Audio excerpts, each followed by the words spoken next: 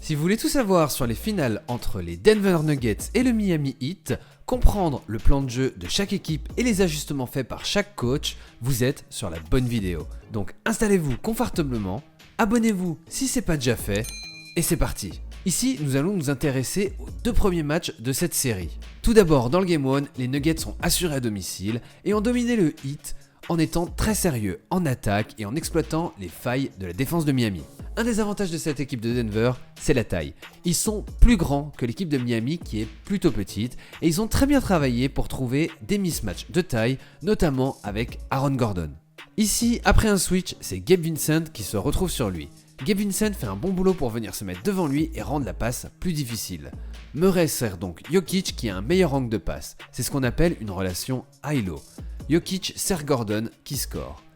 Ici, en transition, la défense du Heat est mal en place et Strus laisse Gordon prendre une position très basse et Murray le sert. Il fait la différence avec son physique et score encore. Ici, c'est Caleb Martin qui défend sur lui. On voit que Gordon appelle la balle et que Jokic fait signe à Murray de le servir. Il reçoit la balle et va faire le bulldozer jusqu'au panier. Murray et Jokic ont tous les deux extrêmement bien joué. 26 points, 10 passes pour Murray et un triple-double pour le premier match en finale NBA pour Jokic. 27 points, 10 rebonds et 14 passes. Le Heat n'avait pas de solution pour les arrêter et les actions qu'ils ont jouées ensemble ont été très compliquées pour eux.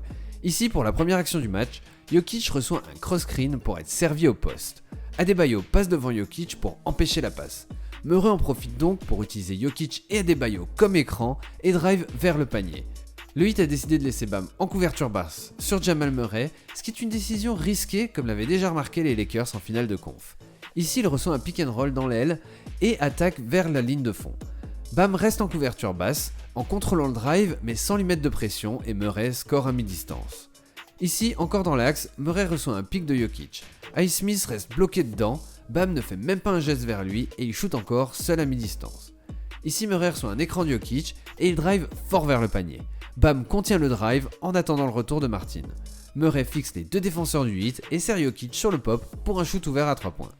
Le Heat s'est fait dominer dans la raquette comme on l'a déjà vu avec Aaron Gordon, mais pas que. Ici, Jokic reçoit la balle en tête de raquette. Cette fois-ci, Murray reçoit un écran de la part de Gordon. La défense de Miami se trompe complètement. Vincent reste bloqué dans l'écran et Butler aurait dû le remarquer et switcher, mais il ne le remarque pas. Murray est tout seul en dessous et il score. Le Heat de son côté a été incroyablement maladroit avec un Caleb Martin à 1 sur 7 au tir, un Duncan Robinson à 1 sur 6 et un Max Strus à 0 sur 10. Pourtant, ils ont eu des bons shoots ouverts, mais ils n'ont pas réussi à les convertir. Ici, Butler est en isolation sur Caldwell Pope. Il commence à driver et la défense se resserre. Butler sert Vincent qui transfère à Strus. Gordon fait un bon close-out, Strus feinte le tir, se décale et a un shoot ouvert, mais il rate. Ici, Vincent reçoit un double pick en tête de raquette. Il drive et Jokic tente de le contenir, sauf qu'Adebayo roule fort vers le panier. Caldwell Pope est obligé de venir dans la raquette en laissant Strus seul dans le corner. Vincent fait la bonne passe, mais Strus rate encore seul à 3 points. Butler a été plutôt discret, trop discret même, avec seulement 13 points. Il a voulu servir au maximum ses coéquipiers qui n'ont pas réussi à sanctionner sur ce match et il aurait peut-être dû être plus agressif au scoring. Bam, lui, a fait un très gros match de son côté en étant bien agressif. Il a scoré 26 points et le Heat a vraiment besoin qu'il soit agressif comme ça parce que Jokic, c'est pas un grand défenseur et surtout, il ne peut pas se permettre de faire beaucoup de fautes. Le Heat n'a shooté que 2 lancers francs sur ce match, un record dans l'histoire des playoffs. Il faut qu'ils soient plus agressifs, surtout quand leurs shooters ne sont pas en forme. Le Heat a quand même réussi à entrevoir quelques failles dans la défense de Denver qu'ils peuvent exploiter comme la couverture basse de Nikola Jokic sur pick and roll. Ici sur ce pick, Jokic est très bas. Vincent sort de l'écran complètement ouvert et score à 3 points. Pareil ici avec Laurie qui sort de l'écran, Jokic est très bas et il peut tirer tranquillement. Le Heat n'a pas su mieux exploiter ça avec leur manque d'adresse. Ici c'est Butler qui reçoit un pick. Jokic est toujours très bas et Butler rate le mid-range. Il va falloir que Miami soit meilleur et plus adroit pour punir cette défense des Nuggets s'ils veulent avoir une chance dans cette série. Et c'est exactement ce qu'ils ont fait lors du Game 2 et ça leur a permis de revenir à 1 partout dans la série. Denver a eu beaucoup de mal à communiquer pendant tout le match en défense et ces erreurs ont donné beaucoup de shoots ouverts à 3 points au Heat et ils ont réussi cette fois-ci à beaucoup punir en scorant à 48,6% à 3 points. Ici, c'est Vincent qui va recevoir un double bloc de Struss et Adebayo. Struss glisse l'écran et fonce vers le corner. Caldwell Pope switch, mais Porter Jr. non, ce qui laisse Struss tout seul à 3 points et il punit cette mauvaise communication. Ici, Struss vient pour faire un écran à Butler et il le glisse encore une fois pour foncer dans le corner. Les Nuggets font la même erreur de communication. Murray switch sur Butler et Gordon ne switch pas et Struss marque encore à 3 points.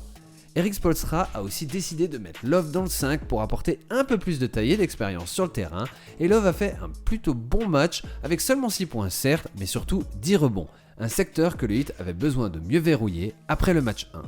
Côté Heat, le meilleur scoreur a été Gabe Vincent qui est vraiment en train de devenir une valeur sûre au poste de meneur pour cette équipe de Miami, 23 points pour lui.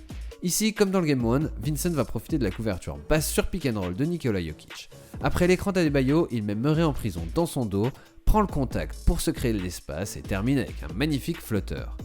Ici, dans le troisième, Butler joue un pick avec Bam et la défense des Nuggets est vraiment mal positionnée. Jokic est en couverture basse, bon, ça c'est normal. Murray est en aide pour empêcher le drive sur la première passe et laisse Struss tout seul, ce qui est déjà un peu risqué pour moi. Et Porter Jr., lui, est dans la raquette au lieu de défendre sur Vincent. Ne me demandez pas pourquoi. Gordon revient super bien sur Butler après le pick. Porter Jr. ne sait toujours pas où est son joueur. Butler va venir driver ligne de fond et finit par servir Vincent complètement seul. Porter Jr. se rend enfin compte que c'est son joueur, mais c'est bien trop tard. Le Heat a également changé sa stratégie en défense. Lors du Game 1, ils avaient énormément aidé sur Jokic, ce qui avait permis au double MVP de régaler tous les copains avec 14 passes décisives. Ce soir, ils ont fait le choix de ne pas aider pour limiter son jeu de passe. Alors ça a fonctionné puisque Jokic n'a fait que 4 passes décisives, mais par contre, comme c'est très dur de le défendre en 1 contre 1, il a aussi scoré 41 points. Il était juste inarrêtable pour les défenseurs de Miami. Et ça c'est un sujet qui est très intéressant pour moi en NBA, c'est le fait de faire un choix sur la manière dont vous voulez que l'adversaire vous batte. Est-ce qu'il vaut mieux défendre Jokic sans aide et du coup se faire détruire tout le match en 1 contre 1, mais réussir à limiter son jeu de passe pour diminuer son impact sur le jeu collectif de Denver? Ou est-ce qu'il vaut mieux venir le défendre à 2 pour lui faire lâcher la balle et laisser ses coéquipiers essayer de vous battre? Ce soir ça a fonctionné pour Miami, mais ça veut pas dire que ça marchera à chaque fois. D'ailleurs, en réalité, je suis même pas sûr qu'on puisse dire que ça a marché sur ce Game 2, parce que Denver a dominé le Heat pendant 3 quarts-temps avec un Jokic incroyable, et que c'est finalement le très bon 4e quart-temps du Heat qui leur a permis de prendre le dessus, plus que leur défense sur Jokic. Au final, le match était très serré, et on a eu un joli 4e quart-temps dans lequel l'exécution du Heat a fait la différence. Miami a 8 points de retard au début du quart-temps, et c'est Duncan Robinson qui va lancer un push pour revenir dans le match en scorant ses 10 points dans les 2 premières minutes du 4e. Ici, Vincent drive après le pick d'Adebayo. Green vient en aide dans la raquette, laissant Brown sur 2 joueurs. Vincent passe la balle à Laurie, l'autre Brown fait un bon close-out, Laurie passe à Robinson, Murray est là pour stopper l'action, mais il se fait avoir par la fin de Robinson qui pose un dribble avant de scorer à 3 points. Ensuite sur le pick and roll, entre Vincent et Adebayo, Murray est légèrement en aide. Vincent serre Robinson et encore une fois Murray n'est pas bon sur son close-out et laisse Robinson driver ligne de fond et Robinson met le panier avec la faute. Ici, Duncan vient faire un main à main avec Adebayo. Green réagit bien et switch pour éviter le 3 points ouvert. Robinson temporise, Green est en place, mais il a ses 2 mains le long du corps, montrant qu'il n'est pas prêt à contester un tir, et c'était une erreur défensive sur un shooter comme Robinson qui est en train de se chauffer. Il dégaine et ramène le hit à 2 points. Ici, Bam a la balle en main, en tête de raquette. Vincent vient faire un bloc pour Robinson. On voit que Brown est placé de manière à pouvoir le suivre dans l'écran. Robinson prend l'écran et encore une mauvaise communication sur un switch entre les 2 joueurs des Nuggets qui restent sur Robinson, laissant Vincent complètement seul et il permet au Heat de repasser devant pour la première fois depuis le début du 2e. Après ce bel effort pour revenir, c'est Butler qui a encore eu du mal ce soir avec son tir, qui va tout de même mettre quelques gros shoots. Sur cette fin de possession, le Heat ne trouve pas de solution. Robinson passe la balle à Butler dans le corner qui va mettre un 3 points très compliqué et bien contesté par Gordon. Encore une fin de possession compliquée, et encore une fois, Jimmy est servi dans le corner. Cette fois-ci, il fait une feinte pour passer Gordon, s'arrête à mi-distance et score un 2 points avec la faute. Le match commence à échapper aux Nuggets. Ici, Laurie sert Adebayo sur le rôle. Gordon aurait dû venir en aide, mais a trop peur de laisser Butler. C'est donc Porter Jr. qui vient, mais trop tard, et Bam score un dunk avec la faute. Et il donne 11 points d'avance à Miami à 5 minutes de la fin. C'est un run très maîtrisé de la part de Miami. Mais Denver va se réveiller et n'a pas dit son dernier mot. Sur cette action, Miami est en zone. Il y a un pic entre Murray et Jokic. Laurie remonte pour aider. Bam est en soutien dans la raquette, donc je pense que c'est Butler qui est mal placé et qui devrait être plus proche de Gordon. Murray le serre et Gordon met un panier très important. Ensuite, encore sur un pic entre Murray et Jokic, le Heat switch mais Butler est un peu trop relax et Murray lui dégaine sur le museau. Ici, encore sur leur zone, on voit que 2 joueurs du Heat prennent Jokic en sandwich pour l'empêcher de recevoir la balle et Laurie se retrouve avec 2 joueurs dans une situation très difficile. Murray sert Caldwell Pope qui shoot mais rate. Jokic arrive à prendre le rebond malgré les 2 joueurs du Heat et il trouve un Murray tout seul qui ramène son équipe à 3 points. Au final, après que Butler ait raté un step back à 3 points pour tuer le match, les Nuggets ont une dernière chance d'égaliser. Ils ont un temps mort, mais encore une fois, comme beaucoup d'autres dans ces playoffs, ils décident de ne pas le poser et c'est Jamal Murray qui va tenter une ISO sur Jimmy Butler avec un step back très compliqué à 3 points qui ne va pas rentrer et qui laisse du coup le Heat égaliser dans cette série et surtout reprendre l'avantage du terrain avant de revenir à Miami. Dans ce match 2, Denver a fait beaucoup trop d'erreurs en défense pour gagner, surtout sur la communication au niveau des switches et ça a offert beaucoup de 3 points ouverts à Miami qui a retrouvé son adresse. Dites-moi également en commentaire ce que vous pensez du fait de ne pas avoir posé de temps mort sur la dernière action. On l'a vu au moins 4-5 fois sur ces playoffs et ça n'a pas vraiment payé pour les équipes qui ont essayé. Si la vidéo vous a plu, n'hésitez pas à la liker, à la commenter, à la partager et surtout à vous abonner à la chaîne. C'est la meilleure façon de me soutenir et de ne pas rater les prochaines vidéos. Sur ce, les chauffeurs de banc, je vous dis à la prochaine. Ciao!